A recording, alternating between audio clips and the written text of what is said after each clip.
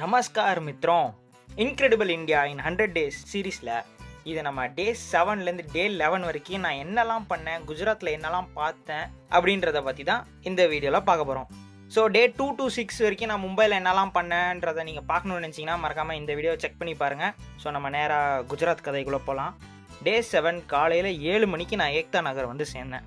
வந்த உடனே பார்த்தீங்கன்னா ஆக்சுவலாக ஸ்டேஷன் வெளியவே ஒரு ஃப்ரீ பஸ் இருந்துச்சு ஸ்டாச்சு ஆஃப் யூனிட்டி போகிறதுக்கு. நான் அன்றைக்கி லீவுன்றதுனால எங்கேயும் ரூம்லாம் எடுக்கல. ஸோ என்ன பண்ணேன், என்கிட்ட இருக்கிற லக்கேஜஸ் திங்ஸ் எல்லாத்தையுமே கொண்டு போய் கிளாக் ரூமில் போட்டேன். கிளாக் ரூமில் போட்டு லேப்டாப் பேக்கை மட்டும் என்கிட்ட எடுத்துக்கிட்டு அந்த ஃப்ரீ பஸ்ஸில் ஸ்டாச்சு ஆஃப் யூனிட்டிக்கு கிளம்பி போனேன். ஸ்டாச்சு ஆஃப் யூனிட்டி போகிறதுக்கு முன்னாடி ரொம்ப தூரத்துலேருந்தே எனக்கு பஸ்லேருந்து அந்த ஒரு சிலை தெரிய ஆரம்பிச்சிது. பார்க்கவே அவ்வளோ பிரம்மாண்டமாக இருந்துச்சு. பஸ்ஸுலேயே இன்னும் நேரில் போனால் எப்படி இருக்குன்னு யோசிச்சுக்கிட்டே போய்கிட்டே இருந்தேன். அங்கே போய் இறங்கினதுக்கப்புறம் பார்த்தீங்கன்னா ட்ராப்பிங் பாயிண்ட்லேயே நீங்கள் டிக்கெட் எடுத்துருங்க. ட்ராப்பிங் பாயிண்டில் டிக்கெட் எடுக்கலன்னா இல்லை நீங்கள் பாரத் பவன் வழியாக வந்தீங்கன்னா அங்கே கூட நீங்கள் டிக்கெட் எடுக்கலாம். சப்போஸ் இங்கே டிக்கெட் எடுக்க விட்டீங்க, நேரம் சிலைக்கிட்ட போயிட்டீங்கன்னா அங்கே டிக்கெட்லாம் தரமாட்டாங்க. திருப்பியும் நீங்கள் இங்கே தான் வர மாதிரி இருக்கும். ஸோ மறக்காமல் அங்கேயே டிக்கெட் எடுத்துருங்க. நீங்கள் கேஷோ ஸ்கேனோ பண்ண முடியாது, உங்களுக்கு ஒன்லி கார்டு தான். ஸோ மறக்காமல் கார்டு எடுத்துகிட்டு போங்க. அதே மாதிரி உங்களுக்கு சிலைக்கிட்ட நடந்து போகிற வழியெலாம் பார்த்தீங்கன்னா கடைகள் எதுவுமே இருக்காது, சாப்பாட்டு கடையுமே இருக்காது. அதனால் நீங்கள் வெளியவே உங்கள் பிரேக்ஃபாஸ்ட்லாம் முடிச்சுட்டு வாங்க. அண்ட் ரொம்ப தூரம் நடந்து போகிற மாதிரி இருக்குமா சிலைக்கிட்ட. ஸோ அதனால் வந்துட்டு இந்த ஃப்ளாட்டான எஸ்கலேட்டர்ஸ்லாம் போட்டிருந்தாங்க. நான் இது வரைக்கும் வந்துட்டு கிரவுண்ட் ஃப்ளோர்லேருந்து ஃபஸ்ட் ஃப்ளோர் போகிற மாதிரி தான் எஸ்கலேட்டர்ஸ் போயிருந்தேன். இந்த மாதிரி ஃப்ளாட்டான எஸ்கலேட்டர்ஸில் நான் போனதே இல்லை. ஸோ இது எனக்கு ரொம்ப புதுசாக இருந்துச்சு, ரொம்ப எக்ஸைட்டிங்காகவும் இருந்துச்சு. இந்த ஸ்டாச்சு ஆஃப் யூனிட்டி பார்த்தீங்கன்னா ஆக்சுவலாக 182 மீட்டர் ஹைட் இருக்குது. இதுதான் ஆக்சுவலாக உலகத்தோட டாலஸ்ட் ஸ்டாச்சு. இதில் ஒரு குறிப்பிட்ட ஹைட் வரைக்கும் உங்களை லிஃப்ட்டில் கூட்டிகிட்டு போவாங்க. அந்த லிஃப்ட்டுக்கு கூட்டிகிட்டு போகிற சார்ஜஸ், கிரவுண்ட் ஃப்ளோர் சார்ஜஸ்லாம் சேர்த்து ஒரு 380 ருபீஸ் ஆகுது. சப்போஸ் நான் லிஃப்ட்டில் போக விரும்பல, கீழே மட்டும் பார்க்க போகிறீங்கன்னா உங்களுக்கு ஒரு 150 ருபீஸ் ஆகும், அவ்வளோதான். ஸோ இந்த டிக்கெட்ஸ் வச்சுட்டு நான் கிரவுண்ட் ஃப்ளோருக்குள்ளே போனேன். உள்ளே ஆக்சுவலாக பார்த்தீங்கன்னா அவ்வளோ சூப்பராக, அவ்வளோ மேசிவாக இருந்துச்சு. உள்ள சர்தார் வல்லபாய் பட்டேல் பற்றின நிறைய இன்ஃபர்மேஷன்ஸ் இருந்துச்சு. அப்புறம் இந்த சிட்டியவே எப்படி இந்த கவர்மெண்ட் பில்ட் பண்ணாங்க, எல்என்டி எப்படி இதுக்குள்ளே வந்தாங்க, என்னெல்லாம் இன்னல்களை அவங்க சந்திச்சாங்கன்றதை பற்றிலாம் நல்ல டீட்டெயிலாக போட்டிருந்தாங்க. அதுக்கப்புறம் ஒரு மினி தேட்டர் மாதிரி இருக்கும். அந்த தேட்டரில் பார்த்திங்கன்னா நம்ம சர்தார் வல்லபாய் பட்டேல் பற்றின ஒரு டாக்குமெண்ட்ரியும் போட்டுக்கிட்டு இருந்தாங்க. உட்காந்து கேட்டுக்கிட்டு இருந்தேன், நல்லா இருந்துச்சு. கீழே எல்லாத்தையும் நல்லா பார்த்து சுற்றி முடித்ததுக்கப்புறம் நான் ஃபஸ்ட் ஃப்ளோர் போனேன். ஃபஸ்ட் ஃப்ளோர்னால் அவங்க லிஃப்ட்டில் கூட்டிகிட்டு போகிற ஹைட்டுக்கு போனேன். அங்கேருந்து பார்த்தீங்கன்னா ஆக்சுவலாக நீங்கள் நர்மதா டேமை பார்க்கலாம். தண்ணி இருந்திருந்தா மேபி சூப்பராக இருந்திருக்கும். ஆனால் நான் பார்க்கும்போது இப்படி ட்ரையாக தான் இருந்துச்சு. ஸோ இதுக்கு 380 கொடுத்துட்டு மேலே வந்தோமான்னு இருந்துச்சு எனக்கு மேலே போனதுக்கப்புறம். அப்புறம் மேலே முடிஞ்ச அளவுக்கு வீடியோஸ்லாம் எடுத்துகிட்டு நல்லா ஜாலியாக என்ஜாய் பண்ணிவிட்டு அப்புறம் கீழே வந்தேன். கீழே வந்தும் பார்த்தீங்கன்னா நல்லா ஸ்டாச்சுவை வளைச்சி ஃபோட்டோ எடுத்தேன். ஸ்டாச்சுக்கிட்டேயும் நான் நின்று என்னையே வளைச்சி ஃபோட்டோ எடுத்துக்கிட்டேன். அப்புறம் இங்கே தண்ணி ஃப்ரீ, இங்கே வரப்போகிற பஸ்ஸு ஃப்ரீ. ஆனால் இந்த என்ட்ரி டிக்கெட்டு, சாப்பாடு எல்லாம் காஸ்ட்லியாக இருக்குதுங்க.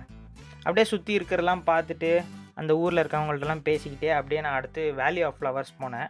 ஆஸ் எக்ஸ்பெக்டட் அங்கே ஃப்ளவர்ஸே இல்லை. இந்த இடம் ஆக்சுவலாக பார்த்திங்கன்னா ஃபேமிலிஸ்க்கு, லவ்வர்ஸ்க்கு அவங்களுக்குலாம் சூப்பராக இருக்கும், ஜாலியாக இருக்கும். ஆனால் நம்மளை மாதிரி சிங்கிள்ஸ்க்கும் பேச்சுலர்ஸ்க்கும் அங்கே போனால் செம்ம போரிங்காக இருக்கும். சரி அடுத்து என்னடா இருக்குன்னு சொல்லிட்டு க்ளோ கார்டன் போனேன். அங்கேயும் இதே மாதிரி தான் கொஞ்சம் மொக்கையாக தான் இருந்துச்சு. அண்ட் இன்னொன்று சொல்ல மாட்டேன், வேலி ஆஃப் ஃப்ளவர்ஸில் ஆக்சுவலாக நீங்கள் நைட் டைம் போனீங்கன்னா உங்களுக்கு லைட் ஷோலாம் போட்டு காமிப்பாங்களாம். நல்லாயிருக்கும்னு அங்கே இருக்கவங்களாம் சொன்னாங்க. ஸோ மேபி நீங்கள் நைட் அங்கே தங்கியிருந்தீங்கன்னா பார்த்துட்டு வாங்க. தென் அங்கேருந்து பக்கத்தில் டேமுக்கு போனேன். டேமில் ஆக்சுவலாக பார்த்தீங்கன்னா நல்லா உட்காந்து சீட்டு போட்டு நம்ம டேமை ரசிக்கிற மாதிரி ஒரு வியூ வச்சுருந்தாங்க. ஆனால் ஏன் நேரம் தண்ணி இல்லாததுனால என்னால் பெருசாக எதுவும் ரசிக்க முடியல. மேபி தண்ணி நிறையா வந்த நேரம் நீங்கள் போனீங்கன்னா கண்டிப்பாக செக் பண்ணி பாருங்கள். மேபி தண்ணி இருந்துச்சுன்னா வேலி ஆஃப் ஃப்ளவர்ஸ்லேருந்து எல்லா அந்த கார்டன்ஸுமே நல்லா இருக்கும்னு நினைக்கிறேன். தண்ணி இல்லாதனால தான் அப்படி ட்ரையாக இருக்கும் என்னமோ.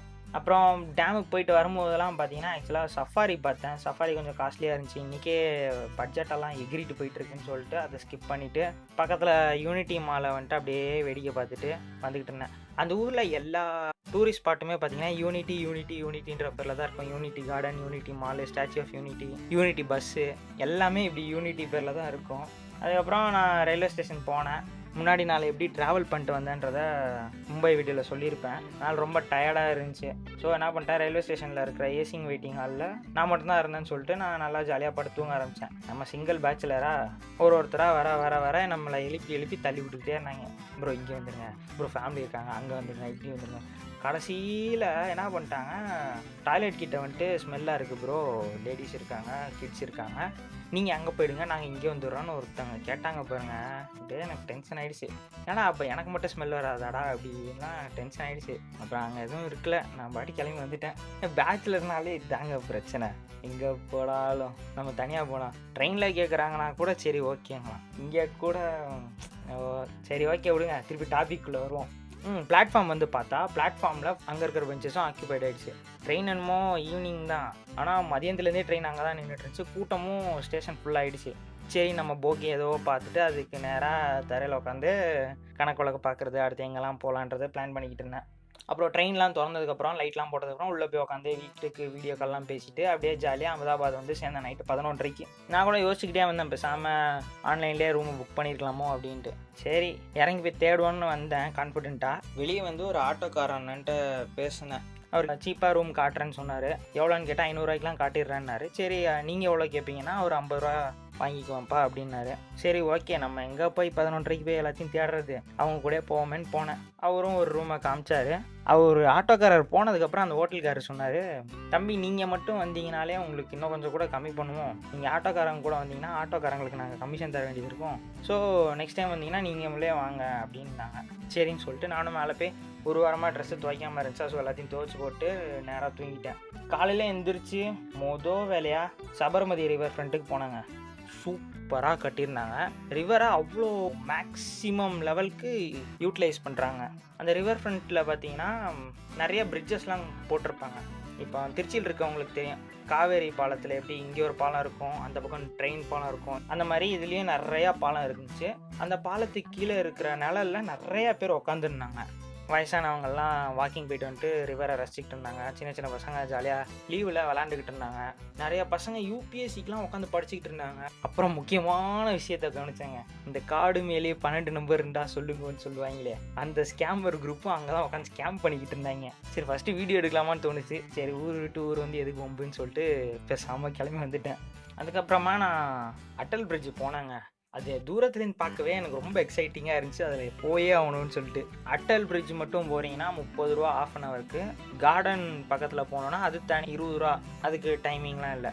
ஆனால் ரெண்டுத்தையும் சேர்த்து வாங்கினீங்கன்னா 40 ரூபா டிக்கெட்டு. ஸோ 40 ரூபாய்க்கு அந்த டிக்கெட்டை வாங்கிட்டு பிரிட்ஜில் போனேன். டிக்கெட்டில் என்னமோ அரை மணி நேரம் தான் சொல்லி போட்டுருந்துச்சு, ஆனால் யாரும் நம்மளை அங்கே கேட்க மாட்டாங்க, நம்ம எவ்வளோ நேரம் வேணாலும் அங்கே ஸ்பெண்ட் பண்ணிடலாம். பிரிட்ஜை பார்க்க எனக்கு அவ்வளோ சூப்பராக இருந்துச்சுங்க. சரி இந்த மாதிரி நம்ம ஊரில் ஒன்று இல்லையேன்னு சொல்லிட்டு எனக்கு ரொம்ப ஏக்கமாக இருந்துச்சு. ஆக்சுவலாக ஆட்டம் சீசன்ஸ்லாம் வந்துட்டு அகமதாபாத்தில் கைட் ஃபெஸ்டிவல் நடத்துவாங்களாம். அது ரொம்ப ஃபேமஸாக, உலகத்துலேருந்து நிறையா பேர் இங்கே வருவாங்களாம். ஸோ அந்த டைம்லலாம் இந்த பிரிட்ஜு இன்னும் வந்துட்டு சூப்பராக டெக்கரேட் பண்ணி செம்மையாக வச்சுருப்பாங்களாம். நல்லா அந்த பிரிட்ஜில் சுற்றி ஃபோட்டோ எடுத்துக்கிட்டு இருந்தேன். வரவங்களுக்குலாம் ஃபோட்டோ எடுத்து கொடுத்துட்டு இருந்தேன். அங்கேருந்து ரிவரை ரசிச்சுக்கிட்டு இருந்தேன். நல்லா காமாக அமைதியாக சூப்பராக இருந்துச்சு. அப்புறம் பக்கத்தில் இருக்க கார்டனுக்கு போனேன். கார்டன் இம்ப்ரெசிவாக இல்லை, ஏக்தா நகரில் மாதிரி தான் பல்பு கொடுத்துருச்சு. அதுக்கப்புறம் சரி இங்கே நம்ம டைம் வேஸ்ட் பண்ண வேணாம், நம்ம அடுத்து சபர்மதி ஆசிரம் போயிடலாமேன்னு சொல்லிட்டு டக்கு டக்குன்னு கிளம்ப ஆரம்பித்தேன். ஆனால் அங்கேருந்து எனக்கு ஒரு ஸ்டாப்பை கண்டுபிடிக்கிறதுக்கு ரொம்ப கஷ்டமாக இருந்துச்சுங்க. ஏன்னா அங்கே இருக்கிறவங்க நிறையா பேருக்கு வந்துட்டு ஹிந்தி புரிய மாட்டேங்குது. அவங்க குஜராத்தியில் பேசுகிறாங்க, எனக்கு குஜராத்தி புரியலை. அப்புறம் அப்படி இப்படின்னு சைகளை பேசி புரிஞ்சு ஸ்டாப்புக்கு போய் எப்படியோ ஒரு பஸ்ஸை பிடிச்சி சபர்மதி ஆசிரம் போனேன். உள்ளே பார்த்தீங்கன்னா ஒரு தமிழ் ஃபேமிலி மீட் பண்ணேன், சந்தோஷமாக இருந்துச்சு. அப்புறம் அப்படியே ஆசிரமத்தை சுற்றி பார்த்துக்கிட்டு இருந்தேன். அடுத்த நாள் காந்தி ஜெயந்தி வேறையா, அங்கேருந்த வைபே வேறு லெவலில் இருந்துச்சு. நிறையா பேர் நிறைய இடத்துலேருந்து அங்கே வந்திருந்தாங்க. ஆஃப்ரிக்காலேருந்து 2 பேர் வந்திருந்தாங்க, அவங்கள கூட ஃப்ரெண்ட் ஆக்கியாச்சு. அவங்க வீடியோலாம் எடுக்க வேணான்னு சொன்னாங்க, ஸோ அவங்கள வீடியோவில் காமிக்க மாட்டேன். அந்த இடத்துல பார்த்தீங்கன்னா ஆக்சுவலாக காந்திஜியோட லைஃப் ஹிஸ்ட்ரி இயர் வைஸாக பேராகிராஃபாக போட்டிருப்பாங்க. அந்த கதையெல்லாம் படிக்கவே சூப்பராக இருந்துச்சு. நம்ம என்ன தான் ஸ்கூல் புக்ஸ்லாம் படித்தாலும் பட் இங்கே படிக்கிறது கொஞ்சம் டீட்டெயில்டாக இன்னும் சூப்பராக இருந்துச்சு. அப்புறம் காந்திஜி வாழ்ந்த டைம்லைன்லேயே வாழ்ந்த நிறைய லீடர்ஸ் அவரை பற்றி என்ன சொன்னாங்க, அவங்க அபிப்பிராயம் என்ன, அதெல்லாம் அங்கே போர்ட்ரே பண்ணியிருந்தாங்க. அப்புறம் காந்திஜி எழுதின லெட்டர்ஸு, காந்திஜிக்காக எழுதின லெட்டர்ஸ் எல்லாமே அங்கே ஷோகேஸ் பண்ணியிருந்தாங்க. அப்புறம் இந்த ஆசிரமம் எதுக்கு கட்டினாங்க, ஃபஸ்ட்டு இங்கே கட்டினாங்க, அப்புறம் எதுக்கு இங்கே வந்துச்சு, இது எல்லா கதையுமே அங்கே இருந்துச்சுங்க. அப்படியே இந்த ஆசிரமத்தை சுற்றி வரும்போது பார்த்திங்கன்னா ஆக்சுவலாக லோக்கல் சேனல்லேருந்து வந்து இன்டர்வியூ எடுக்க வந்தாங்கன்ட்ட. குஜராத்தியில் பேசினாங்க, எனக்கு குஜராத்தி புரியல. அப்புறம் வேறு பேச்சுலர்ஸை போய் பேச ஆரம்பிச்சிட்டாங்க. குஜராத்தி தெரிஞ்சிருந்தால் நம்மளும் லோக்கல் சேனல் குஜராத்தி டிவியில் வந்திருக்கலாம்.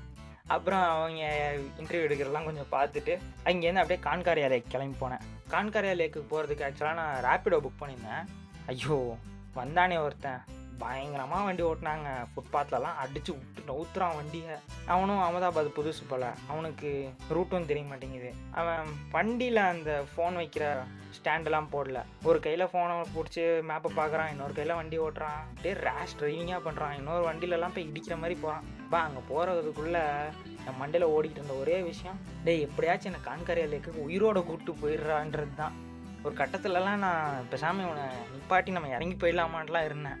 அப்புறம் அங்கே எங்கேன்னு சுற்றி டைம் பாஸ் பண்ணி எப்படியோ கான்காரியா லேக் கொண்டாந்து விட்டுட்டான். இங்கே லேக் பார்த்தோன்னே அப்படியே செம்மையாக இருந்துச்சுங்க. லேக் ரவுண்டாக இருந்துச்சு. அதை சுற்றி ஃபுல்லாக ஃபுட்பாத் போட்டிருந்தாங்க. அது மட்டும் இல்லாமல் அதுக்கு டாய் ட்ரெயின் பாத்தும் போட்டிருந்தாங்க. ஏன்னா லேக்கில் இதெல்லாம் பண்ணி வச்சுருக்கீங்க, எங்கள் ஊர்லேயும் ஒசூரில் ஒரு லேக் இருக்குது, பெரிய லேக்கு, அது சும்மாவே கிடக்குதுரா அப்படின்ட்டு இருந்துச்சு. இதை விட ஹைலைட் என்னென்னா, அந்த லேக்கில் ஒரு பக்கம் இந்த பொருள் காட்சியிலலாம் வச்சுருப்பாங்களே, ரங்கராட்டினம், கொலம்பஸ்ஸு, இந்த குட்டி பசங்க குதிரை சுற்றுறது, அந்த மாதிரி கேம்ஸ் சைடில் தனியாக வச்சுருந்தாங்க. அண்ட் இதை விட ஒரு ஹைலைட்டான விஷயம் என்னென்னா, கான்காரியா தீம் பார்க்குன்னு சொல்லிட்டு நம்ம வண்டர்லாலலாம் லேண்ட் கேம்ஸ் இருக்கும்ல, அந்த மாதிரி ஒரு இடம் பக்கத்துலேயே வச்சுருந்தாங்க. நம்ம மற்ற இடத்துல டைம் வேஸ்ட் பண்ணதுக்கு நேராக இங்கே வந்திருக்கலாமே அப்படின்ற மாதிரி தான் இருந்துச்சு. சரி முடிஞ்ச அளவுக்கு அங்கே கொஞ்சம் டைம் ஸ்பெண்ட் பண்ணிட்டு குஜராத்தி ஸ்நாக்ஸ்லாம் சாப்பிட்டுட்டு நைட்டு ட்ரெயின் இருந்துச்சு எனக்கு போர்பந்தர் போகிறதுக்கு. ஸோ அவசரமாக ஸ்டேஷன் வந்தேன். ஸ்டேஷன் பார்த்தா ட்ரெயின் 1 hour லேட்டு. அந்த கேப்பில் ஒரு 2 ஃப்ரெண்ட்ஸை பிடிச்சிக்கிட்டேன். அவங்க ஆக்சுவலாக போலீஸ்க்கு ட்ரை பண்ணிக்கிட்டு இருக்காங்களாம். அவங்க அப்படியே உளுந்து ஹெல்ப் பண்ணுறாங்க. நம்ம கதையை தான் சொன்னேன், இந்த மாதிரி நான் தமிழ்நாட்டிலேருந்து கிளம்பியிருக்கேன், இந்தியா ஃபுல்லாக சுற்ற போகிறேன்னு சொன்ன உடனே போர்பந்தர் தான் அடுத்து போகிறேன்னொடனே அவன் ஃப்ரெண்ட்ஸுக்கெலாம் கால் பண்ணி, டேய் மச்சான் ரூம் எங்கே இருக்குது, எப்படி போனோம், எவ்வளோ ரேட்டு எல்லாம் கேட்டு புக் பண்ணவே ஆரம்பிச்சிட்டாங்க. ப்ரோ காமாக இருங்க ப்ரோ, அங்கே கிளாக் ரூம் இருந்துச்சுன்னா நாளைக்கு லீவு தான், எனக்கு ரூம் பகலில் தேவைப்படாது, நைட்டு மட்டும் தான் எடுப்பேன், ஸோ ஒரு நாள் வாடகை கம்மியாகும், வெயிட் பண்ணுங்கன்னு சொன்னதுக்கப்புறம் தான் நிப்பாட்டினாங்க. வெறும் ரூம்ஸ் எல்லாம் கேட்டு எனக்கு சொன்னாங்க, ஒரு 5-6 ரூம் சொன்னானுங்க சீப்பஸ்ட்டாக இருக்கிறத. அந்த கேப்பில் பார்த்தீங்கன்னா ஒருத்தர் எஸ்கலேட்டரில் தடுமாறிட்டு விழ ஆரம்பிச்சிட்டாரு. இவனுங்க பேக்கெல்லாம் அப்படியே விட்டுட்டு அப்படியே ஓடிட்டானுங்க. ஓடி போய் அவங்களுக்கு ஹெல்ப் பண்ணுறாங்க. சரி திருப்பி வந்ததுக்கப்புறம் என்ன ப்ரோ பேக் அப்படியே போட்டு போயிட்டீங்கன்னா, ப்ரோ அதான் நீங்கள் இருக்கீங்களே அதான் அப்படியே விட்டு போனோம் அப்படின்றானுங்க. ஏன்னா முன்ன பின்னே தெரியாமல் இப்படியே 2 நிமிஷத்தில் இப்படி நம்புறீங்களேன்னு இருந்துச்சு. அப்புறம் ட்ரெயின் வந்துச்சு. ட்ரெயின்குள்ளே ஏறினா அங்கே ஒருத்தர் ரயில்வே போலீஸ் அவர் ஃபேமிலியை கூட்டிகிட்டு வந்திருந்தாரு. அவங்க டிக்கெட்லாம் எதுவும் எடுக்கலை, மேபி அந்த ஜென்ரல் டிக்கெட் மட்டும் எடுத்துப்பாங்க போல். அவங்க ஃபுல்லாக அங்கே உட்காந்துருந்தாங்க. எனக்கும் அந்த 2 பேரில் ஒரு பையனுக்கும் அப்பர் பர்த் இருந்துச்சு, இன்னொரு பையனுக்கு பக்கத்து கோச்சில் இருந்துச்சு. அவங்க எவ்வளோ ஹெல்ப்ஃபுல்னா, அந்த மேலே அவன் அப்பர் பர்த்தையும் அவங்கள்ட்டே கொடுத்துட்டு அவங்க 2 பேரும் ஒரு சீட்டை ஷேர் பண்ணிக்கிட்டாங்க. அங்கே என்னடானா நான் போய் அப்பர் பர்த்தில் படுத்துட்டேன். அந்த ஆப்போசிட் அப்பர் பர்த்தில் அந்த போலீஸ்காரரோட 3 பொண்ணுங்க மேலே உட்காந்துருந்தாங்க. சரி அவன் எடுக்கிற முடிவு நமக்கு சாதகமாக தான் இருக்குன்னு நானும் உட்காந்து கடலை போட்டுக்கிட்டு இருந்தேன். ஜாலியாக தூங்குற வரைக்கும் நல்லா கடலை போட்டுட்டு அப்புறம் தூங்கிட்டேன். காலைல அந்த பையன் எழுப்பி போர்பந்தர் வந்துருச்சுன்னு சொல்கிற வரைக்கும் எனக்கு தெரியவே இல்லை, நல்லா தூங்கிட்டேன். சரி இதுவே வீடியோ ரொம்ப லென்த்தாக போய்கிட்டு இருக்கு. மிச்ச கதையாக நான் உங்களுக்கு அடுத்த வீடியோவில் சொல்கிறேன். பாய்.